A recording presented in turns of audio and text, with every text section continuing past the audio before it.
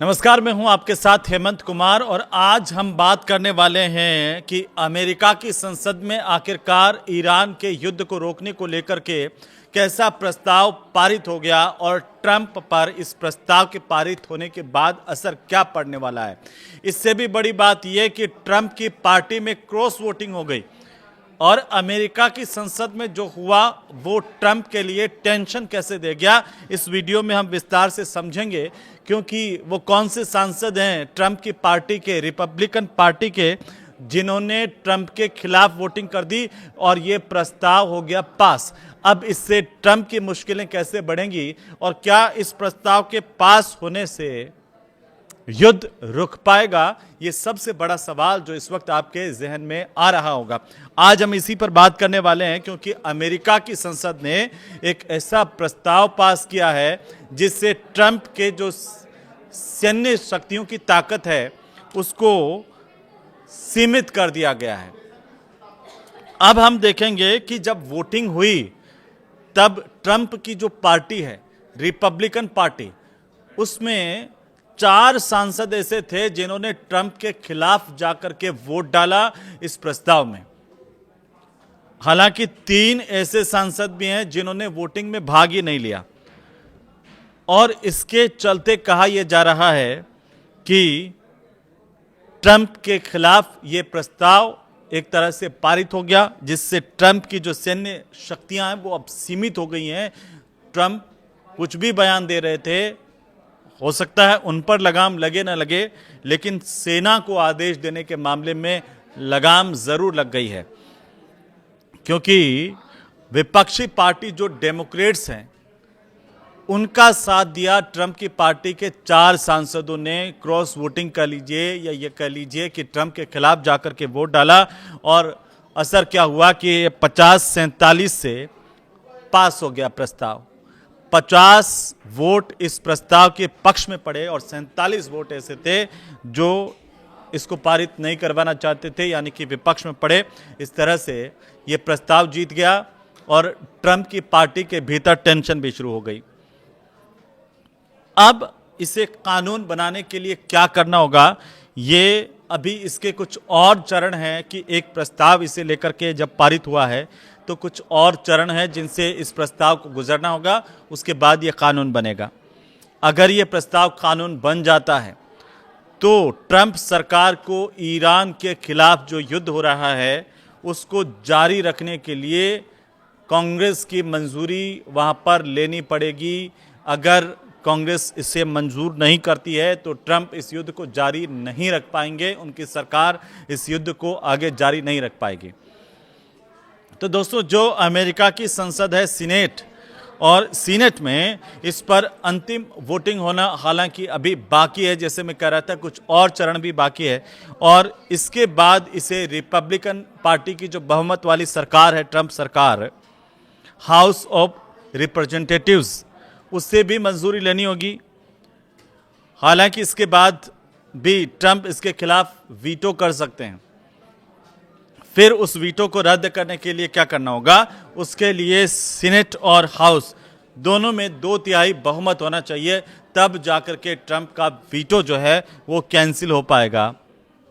जो फिलहाल ये माना जा रहा है कि थोड़ा मुश्किल है और क्या इसकी वजह से ट्रंप के सामने कोई मुश्किल खड़ी हो रही है, तो फिलहाल ऐसा लगता हुआ नजर नहीं आ रहा। लेकिन विपक्ष ने क्या कहा, अमेरिका में विपक्ष ने कहा कि युद्ध शुरू करने का अधिकार संसद के पास हो, ये मांग की गई है।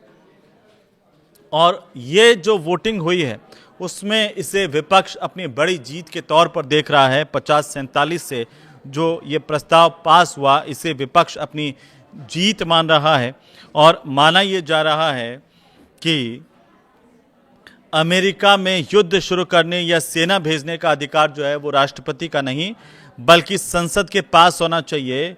और अमेरिका का जो संविधान है उसमें यही व्यवस्था, इसी तरह की व्यवस्था दी गई है।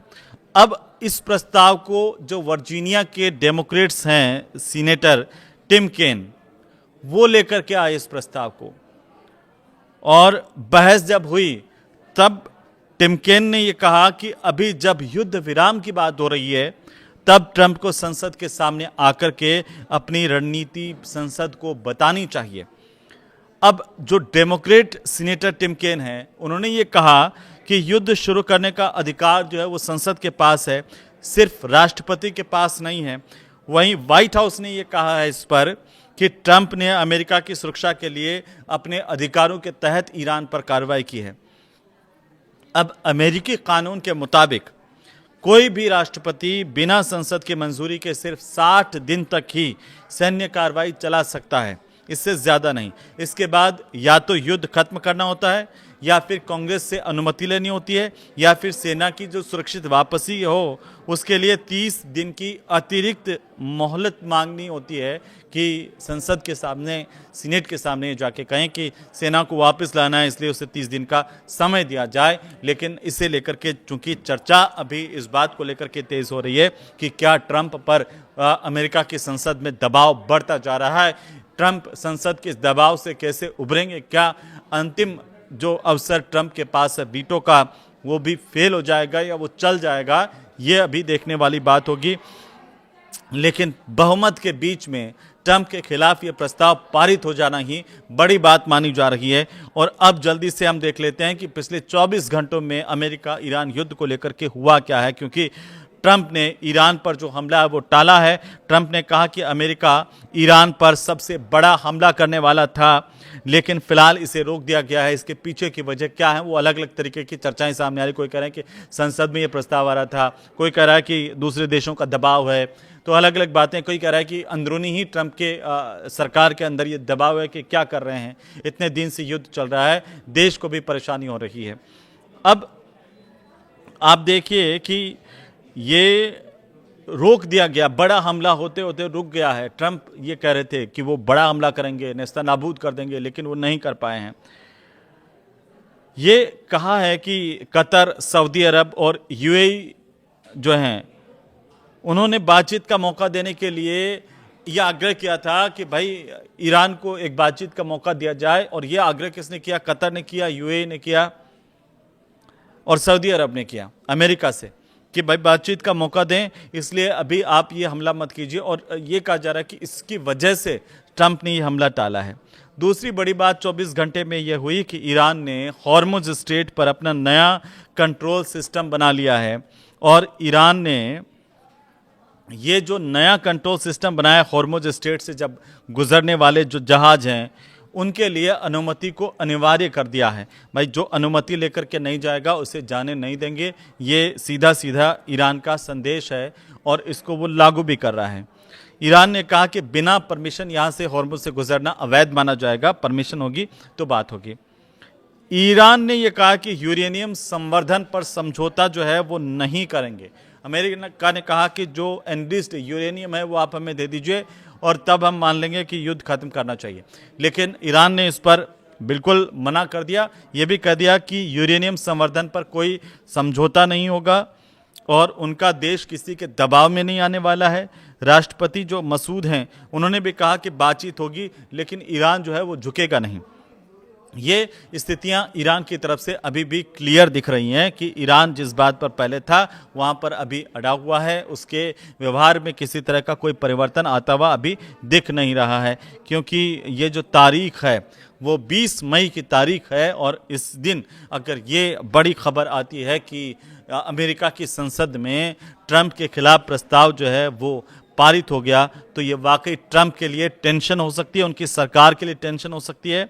और दूसरी जो बड़ी खबर आई 24 घंटे के भीतर वो यह आई कि अमेरिका की जो नाकाबंदी है उसकी वजह से ईरानी तेल जो है वो फंस गया है। ईरान को भी टेंशन इससे हो गई है। अमेरिका यही चाहता था और आखिरकार क्या अमेरिका जो चाहता था उसने कर दिखाया या अमेरिका जो चाहता था वो हुआ ही नहीं। और अमेरिका अब इस टेंशन में है कि इतना सारा पैसा बर्बाद कर दिया, इतने सारे हथियार बर्बाद कर दिए और निकला कुछ नहीं, वही ढाक के तीन पात वहीं आकर के खड़ा हुआ है। क्योंकि ईरान तो कह रहा है कि वो अपना संवर्धित यूरेनियम से संबंधित कोई समझौता करने वाला है नहीं, वो किसी दबाव में आने वाला है नहीं। तो ट्रंप अब क्या करेंगे, ये बड़ा सवाल है। और आप इसे लेकर क्या सोचते हैं? क्या ये युद्ध बंद हो जाएगा या ट्रंप अपने पागलपन को और ज़्यादा सामने लेकर के आएंगे और कोई बड़ा हमला कर देंगे, उथल पुथल मचा देंगे, एक बड़ा कड़ा संदेश दुनिया के लिए भी दे देंगे। क्या ऐसा हो सकता है? आप क्या सोचते हैं? हमें ज़रूर बताइए कमेंट करके। और ये वीडियो कैसा लगा आपको, ये भी हमें ज़रूर बताइए। नमस्कार।